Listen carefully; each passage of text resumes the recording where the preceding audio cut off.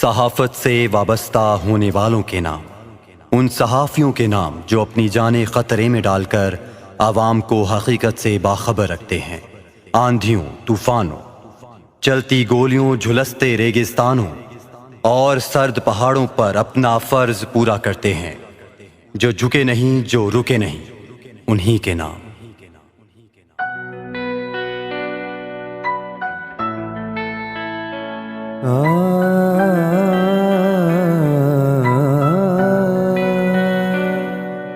दुनिया दौलत पे मरती है, हम लोग किताबों में खुश हैं। अस्सलाम वालेकुम नाज़रीन, आपका मेज़बान हामिद सदीक अंजुम आपकी खिदमत में हाजिर है। नाज़रीन, आज हमारे साथ एक ऐसी शख्सियत मौजूद हैं जिनकी पहचान, जिनका नाम सिर्फ़ पाकिस्तान में नहीं बल्कि दुनिया भर में गूंजता है। Journalist association of Pakistan registered and UK association के मरकज़ी चीफ़ कोऑर्डिनेटर शाहीन भट्ट साहब हमारे साथ मौजूद हैं। आज इनसे जानते हैं कि पाकिस्तान ये तशरीफ़ लाए, कैसा फ़ील कर रहे हैं। अस्सलाम वालेकुम भट्ट साहब। जी वालेकुम सलाम सर, बंडल ऑफ थैंक्स, आप पाकिस्तान तशरीफ़ लाए, आपने अपने कीमती वक्त में से हमें अपना जो है टाइम दिया। सर, कैसा फ़ील कर रहे हैं पाकिस्तान में आके? सियासी गहमा गहमी तो काफ़ी देखने को नज़र आ रही है, लेकिन सहाफ़ती लिहाज से क्या देखते हैं सर? देखिए जी, सियासी गहमा गहमी तो चलती रहती है पूरा साल, और उसका तो कभी सिलसिला ख़त्म होना ही नहीं है। लेकिन जहाँ तक सहाफ़ती सरगर्मियों का तल्लुक़ है, जब से यहाँ से आए उन लोगों से मिल रहे हैं, उनसे बातचीत कर रहे हैं, और उनकी जो सहाफ़ती खिदमत जिस मुश्किल दौर में, जिस मुश्किल हालात में वो सहाफ़त कर रहे हैं, ये सुनकर अच्छा भी लगता है कि लोग हिम्मत नहीं आ रहे, अपनी पूरी कोशिश कर रहे हैं हमारे सहाफ़ी दोस्त। और साथ में दुख भी होता है कि इनको इस तरह के हालात में काम करने की बजाय इनको बेहतर सहूलियत के साथ अब चैनल की तरफ से मुहैया होनी चाहिए, ताकि ये अच्छे तरीके से अपनी जो है अपनी ज़िम्मेदारियाँ पूरियाँ कर सके। सर, क्या इक़दाम किए जा रहे हैं journalist association of Pakistan registered की जानिब से पाकिस्तान के सहाफ़ियों के लिए? ज़रा आगाह कीजिएगा। जी, हम कोशिश कर रहे हैं कि आप लोगों को भी उसमें शामिल किया जाए।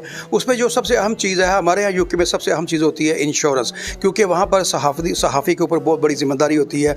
अगर उसकी खबर, उसका इंटरव्यू, उसके कमेंट्स किसी को हर्ट कर जाएँ तो उसके लिए अदालती कार्रवाई का सामना करना पड़ता है। हमने अपने तमाम साथियों को जो हमारे सारे रजिस्टर हैं, हमारे साथ मुंसलिक हैं, उनके लिए हमने इंश्योरेंस का अरेंज किया, ताकि उनको पर कोई कानूनी बर्डन पड़े, कोई मुश्किल आए तो इंश्योरेंस उनकी इस सिलसिले में उनकी मदद करे, कानूनी तौर पर भी और माली तौर पर भी।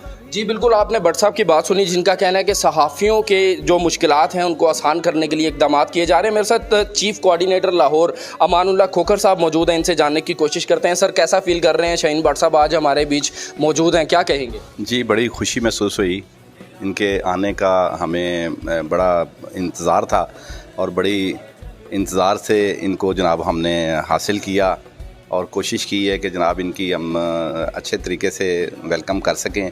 लेकिन जैसी ये शख्सियत हैं वैसा हम इनकी खिदमत नहीं कर सके, लेकिन माशाल्लाह इन्होंने बहुत ही मोहब्बत दी है, बहुत प्यार दिया है। इनके साथ हमेशा इंशाल्लाह मिल के चलते रहेंगे। हमारी तंजीम है, इसमें जितने भी दोस्त इसमें शामिल हैं, जितने हमारे सीनियर्स हैं, वो कोशिश कर रहे हैं कि इसमें ज़्यादा से ज़्यादा सहाफ़ियों के लिए ऐसे इक़दाम किए जाएं जो आज तक कोई और तंजीम नहीं कर सकी, और ज़्यादातर कोशिश कर रहे हैं कि सहूलियात के लिहाज से इनकी फ़ैसिलिटीज़ के लिए जो भी इक़दाम किए जाएं उनमें हम बैठ के एक प्रोग्राम करेंगे।